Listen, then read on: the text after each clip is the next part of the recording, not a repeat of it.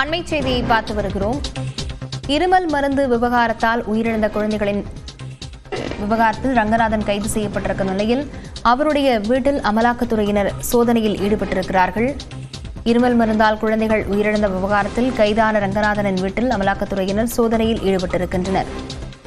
சென்னை கோடம்பாக்கம், திருவான்மியூர் உள்ளிட்ட வீடுகளில் சோதனை நடைபெற்று வருகிறது. சென்னையில் கைதான ஸ்ரீசன் ஃபார்மா உரிமையாளரை மத்திய பிரதேசத்திற்கு அழைத்துச் சென்று காவல்துறையினர் விசாரணை நடத்தி வரும் நிலையில் அவருடைய வீட்டில் சோதனை நடைபெற்று வருகிறது. சென்னை திருவான்மியூரில் மருந்து ஆய்வாளர் தீபா ஜோசப் என்பவரது வீட்டிலும் அமலாக்கத்துறையினர் சோதனையில் ஈடுபட்டிருக்கிறார்கள்.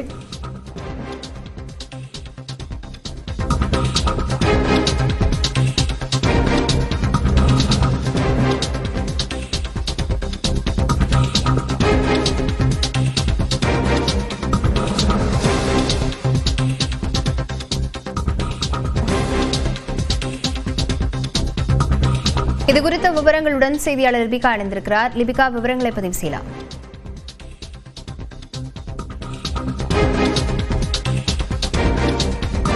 இதுகுறித்த விவரங்களுடன் செய்தியாளர் கோகுல் இணைந்திருக்கிறார். கோகுல், விவரம் என்ன? தற்பொழுது அமலாக்கத்துறை அதிகாரிகள் மருந்து கட்டுப்பாட்டு அலுவலகத்தில் பணிபுரியக்கூடிய மூத்த மருந்து ஆய்வாளர்களுடைய வீடுகள்ல சோதனைகளில் ஈடுபட்டு வராங்க. குறிப்பாக மத்திய பிரதேச மாநிலத்துல இருமல் மருந்து சாப்பிட்டதாக 20 குழந்தைகள் உயிரிழந்த விவகாரத்துல தொடர்புடைய அந்த நிறுவனத்துடைய உரிமையாளருடைய வீடு கோடம்பாக்கத்தில் இருக்கிறது. அந்த வீட்டில் காலை முதல் அமலாக்கத்துறை அதிகாரிகள் சோதனையில் ஈடுபட்டு வருவதாக தற்போதைய தகவல் வெளியாகிறது. அதே போல இந்த நிறுவனத்தை முறையாக கண்காணிக்கவில்லை என்று 2 அதிகாரிகள் சஸ்பெண்ட் செய்யப்பட்டார்கள். ஒரு அதிகாரி தீபா ஜோசப், மற்றொரு அதிகாரி கார்த்திகேயன். இவர்கள் இருவரும் மாநில அளவில் மருந்து கட்டுப்பாட்டு துறையில ஆய்வாளர்களாக, மூத்த ஆய்வாளராக பணியாற்றி வருகிறார்கள். இவர்களுடைய வீடுகள்ல அமலாக்கத்துறை சோதனையில் ஈடுபட்டு வருவதாக தற்போதைய தகவலாக இருக்கிறது. குறிப்பாக கடந்த சில நாட்களுக்கு முன்பு இந்த கார்த்திகேயனுடைய வீட்டில் லஞ்ச ஒழிப்புத்துறை அதிகாரிகள் சோதனை மேற்கொண்டாங்க. 25,000 ரூபாய் லஞ்சம் பெற்றதாக அந்த புகாரின் அடிப்படையில் லஞ்ச ஒழிப்புத்துறை அதிகாரிகள் சோதனையில் ஈடுபட்டாங்க.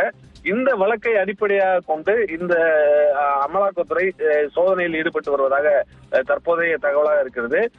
மூத்த அதிகாரிகளுடைய வீடு மற்றும் அந்த இருமல் மருந்து நிறுவனத்துடைய உரிமையாளருடைய வீடுகள் எல்லாம் சோதனை என்பது ஒரு முக்கியத்துவம் வாய்ந்ததாக பார்க்கப்படுகிறது. ஏற்கனவே இந்த வழக்கில் அந்த உரிமையாளர் கைது செய்யப்பட்டு மத்திய பிரதேச மாநிலத்துக்கு அழைத்துச் செல்லப்பட்டு சிறையில் அடைக்கப்பட்டிருக்கக்கூடிய நிலையில் இந்த 2 அதிகாரிகளும் சஸ்பெண்ட் செய்யப்பட்டிருக்கக்கூடிய நிலையில லஞ்சமாக பல லட்சம் ரூபாய் பணம் பெற்றிருப்பதும் தொடர்ச்சியாக.